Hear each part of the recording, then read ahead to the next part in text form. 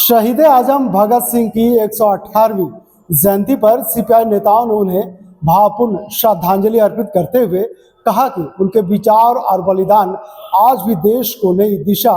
देने में प्रेरणा स्रोत बने हुए हैं। आज शहीद आजम भगत सिंह की 118वीं जयंती है और हम उनके 118वीं जयंती पर याद कर रहे हैं। इसलिए याद कर रहे हैं कि भगत सिंह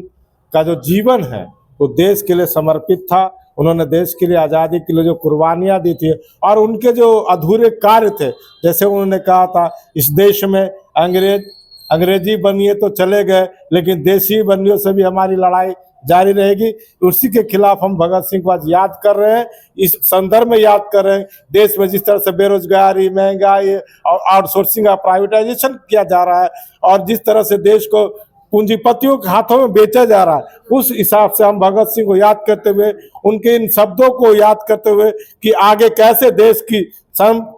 संप्रभुता और यहाँ के खदानों, यहाँ के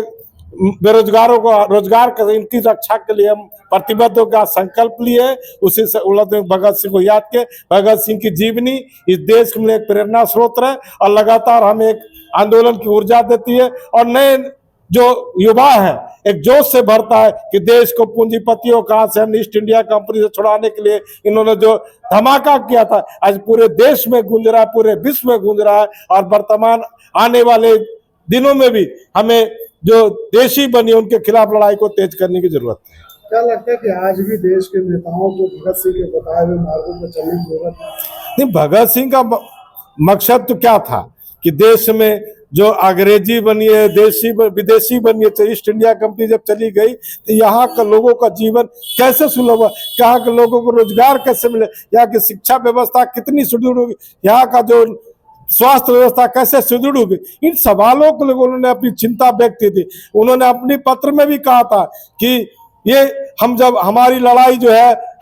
लेकिन हमारी लड़ाई आगे भी जारी है। जब तक इस देश में गरीबी, समतामूलक समाज की स्थापना नहीं होती है तब तक हमारी लड़ाई जारी रहेगी। इसलिए आज भी की तारीख में भगत सिंह एक प्रासंगिक है और उनके एक एक कहे हुए शब्द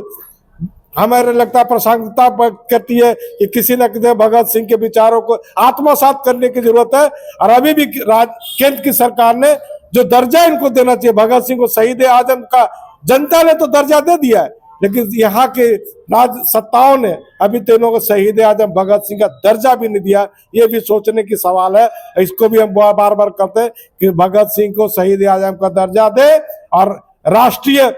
इनके जो जन्मदिन हो और इनका जो क्या बोलते हैं शहादत दिवस को राष्ट्रीय छुट्टी दिवस के रूप में घोषित करना चाहिए। जिस तरह से भगत सिंह अपनी जान की आहुति दी, उन्होंने लगाया और राज्य के जो भी नेता है वो उनके शहादत दिवस पे, उनके पुण्यतिथि पे याद करते हैं लेकिन मार्गों पर चलना पसंद नहीं। देखिए, मैंने साफ कहा कि इस देश में जो भगत सिंह के विचारधारा थे वो साफ रूप से कहते कि हमें देश के जनता के 80 करोड़ जो जनता या यहाँ के जो 80% जो जातियां थी या जो यहाँ के लोग थे उनके लिए हम विजन बना के काम करें। किसानों का, नौजवानों का और युवाओं को रोजगार कैसे मिले, किसानों को कैसे अच्छी फसल का दाम मिले और जो हमारा जो संविधान हो, हमारा संविधान जो इतना व्यवस्थित हो कि हम लोकतंत्र की परिभाषा समझे और जो पूंजीपति है वो भारत के हित में काम करे, ना कि पूंजीपतियों का आत्मा देश की सत्ता ही चली जाए।